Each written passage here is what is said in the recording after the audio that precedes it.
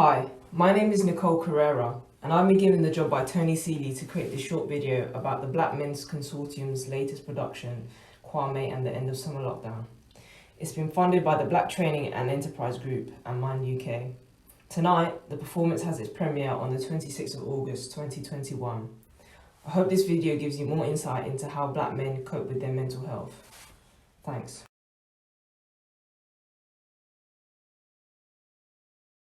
Sandra, so what do you expect from the performance tonight? I mean, it's supposed to be about black men. I don't absolutely know anything. I'm supposed to have come to this performance about 3 times, and it kept on reasons I couldn't. So I don't know. I don't really know what to expect, but black men need to talk. Yeah. So that's why I came. Okay, so how long have you been living in London for? All my life, over 50 years. Oh wow! So you've seen like all the changes and everything. Yeah, I've seen it all. My parents come on the boat, and you know they saw how it developed. So, and I see a lot of black men and what's happening to them, and that's why they need a voice and speak. Women are treated differently to men. They're better in a way. So. Oh, okay. No. Yeah. So why do you feel like black men find it hard to talk about their mental health? I think it's probably a mixture of culture and gender-based socialisation, because I know that mental health is not an issue just for black men, it's also an issue for young men generally.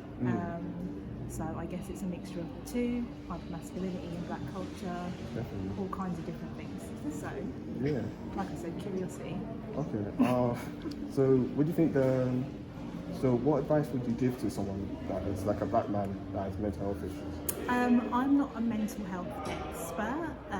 I have a curiosity, and I feel very strongly that there's essentially maintaining good mental health is about speaking. Definitely. And I think it's quite widely talked about the difference between men and women, and the fact that women generally talk to each other more about feelings and emotions and things like that. Men don't generally. Yeah. So I guess it's about having conversations that allow men to be able to have those conversations. So like more like collective communication all around. Collective communication and just identifying people in your life that you can have those conversations with. Definitely. Talking to them more. Because a lot of black men feel like they don't have a lot of role models out there.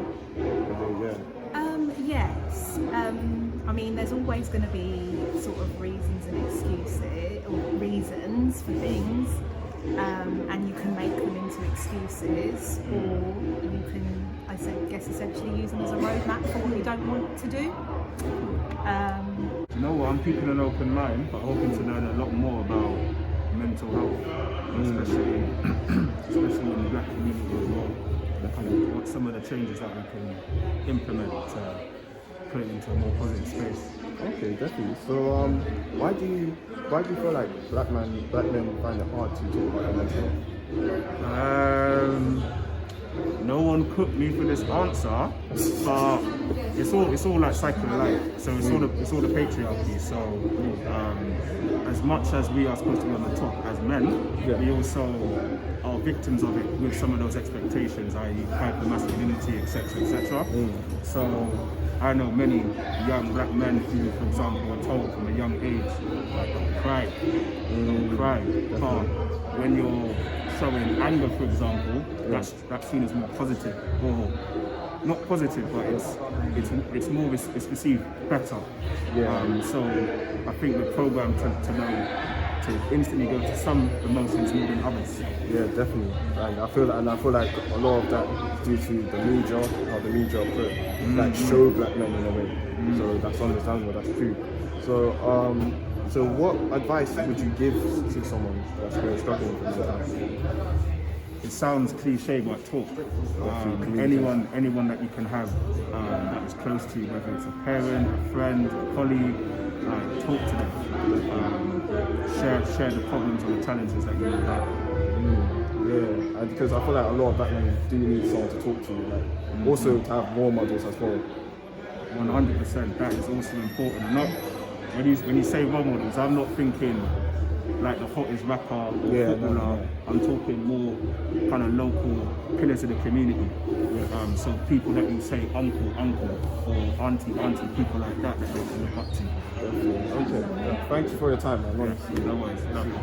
So, what do you expect from the performance tonight? I work in mental health, so it'd be interesting to see it from the perspective of Black mental health. I'm a researcher, Okay. so yeah. Okay, so why do you feel like Black men find it hard to talk about mental health?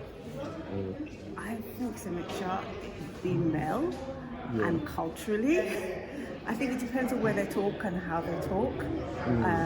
So I don't know if I think if we knew, then hopefully we would have solved the problem. So, like I said, I think it's maleness as well as cultural. Definitely what the media kind of put onto them and how they have to. Do you think so?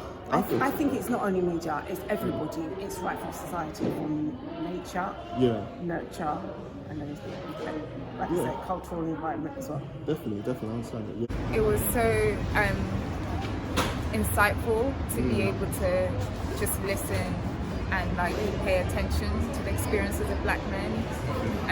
I love the fact that it was interactive, so like people in the audience could come and like share ideas and we all could learn together. I thought that was really powerful as well. And I just learned so much about what is needed like to make mental health a conversation in the community and not just something that people go through individually. Yeah. So like, what do you think, why do you think Black men find it hard to discuss mental health?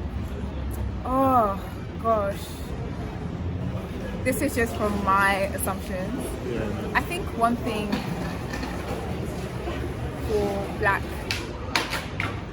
people in general coming and living in the UK, I feel like so much of our traditions and our like knowledge that comes from our cultures gets erased in the process of like migration and things like that.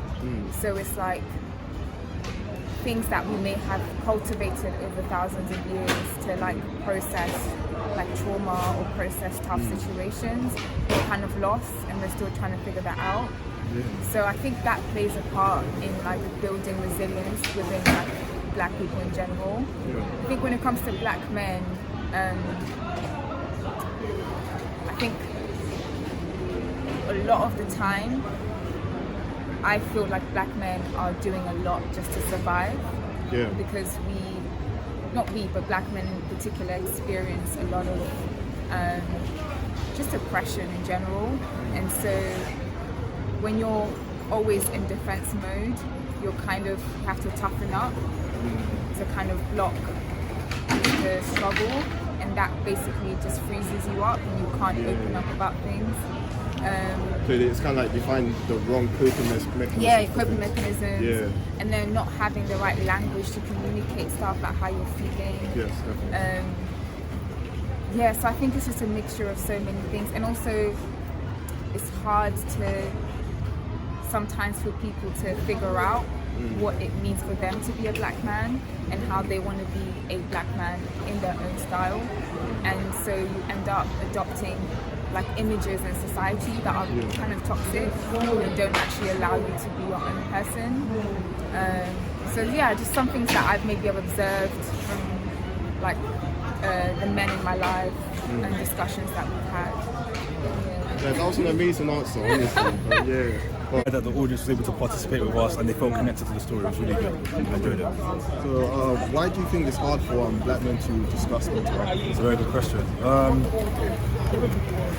It's a thing that we just don't really like to talk about, innit? I think it's kind of like an ego thing where I would admit to you that I have a problem. If I did have a problem, I wouldn't tell you about it. But it's because the whole thing of society, like you don't want to be seen as weak, innit? I think definitely all of us we are suffering from something. I think now things are changing a bit, so at least people are coming a bit more forward.